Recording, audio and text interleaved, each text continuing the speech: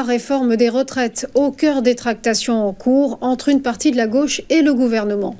À la veille de sa déclaration de politique générale, François Bayrou cherche toujours un consensus.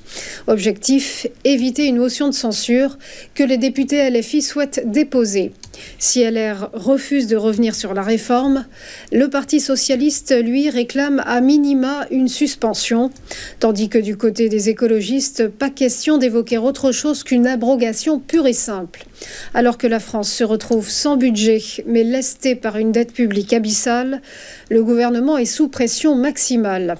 Hier, le premier secrétaire du PS, Olivier Faure, a salué une vraie discussion, estimant toutefois que le compte n'y est pas encore. Pour sa part, le député LR Laurent Wauquiez a comparé la proposition socialiste à un saut dans le vide sans parachute, la jugeant irresponsable. Quant au Rassemblement national, il laisse toujours planer le doute sur ses intentions de censure ou pas du gouvernement. Le député Jean-Philippe Tanguy ayant affirmé vendredi que prétendre garantir une retraite à 62 ans sans effort budgétaire ailleurs, c'est une mystification.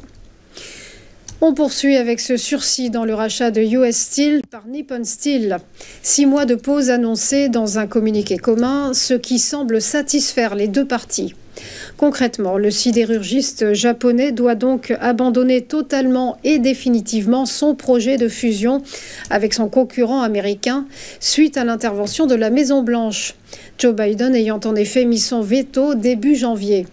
Le président américain redoute que l'opération place l'un des plus gros producteurs américains d'acier sous contrôle étranger, posant ainsi des risques pour la sécurité nationale et les chaînes d'approvisionnement essentielles. Nippon Steel et US Steel l'ont alors répliqué en déposant un recours en justice contre cette décision, la jugeant illégale. 4e acteur mondial de l'acier, Nippon Steel était prêt à débourser une quinzaine de milliards de dollars pour acquérir le 27e sidérurgiste mondial.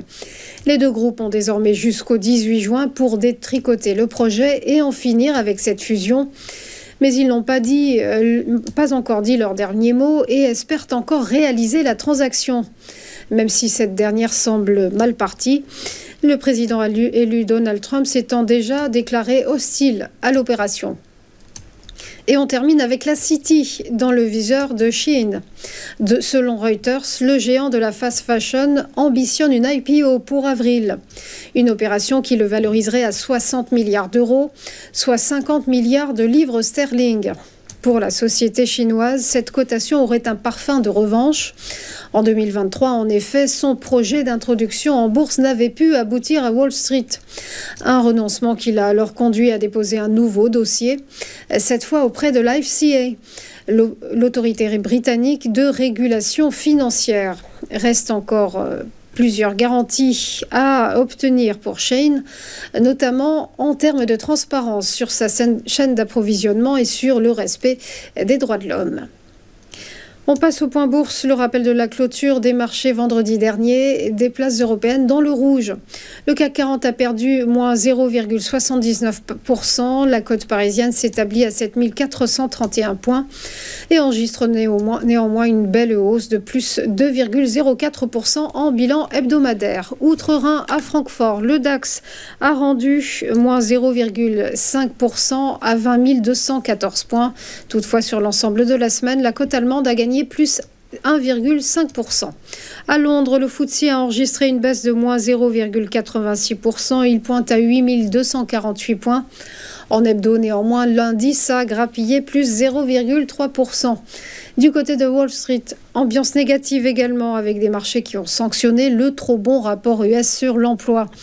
Le Dow Jones s'est délesté de moins 1,63% et atteint un plus bas depuis le 5 novembre à 41 938 points et il chute en hebdo de moins 1,86%. Le S&P 500, lui, a abandonné moins 1,54%. Il a aussi cédé moins 1,94% sur la semaine, alors que le Nasdaq Composite a décroché de moins 1,63% et sur sa performance hebdomadaire, il a lâché moins 2,34%.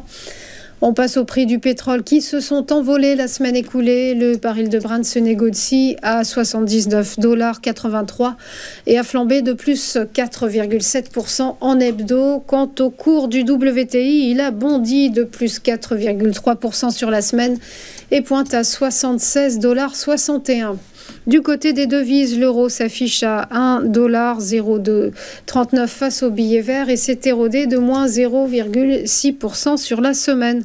Enfin, pas de Nikkei à vous livrer ce matin pour cause de journée fériée dédiée aux personnes âgées. Sachez tout de même que l'indice Nippon avait dérapé de moins 1,05% lors de sa dernière séance.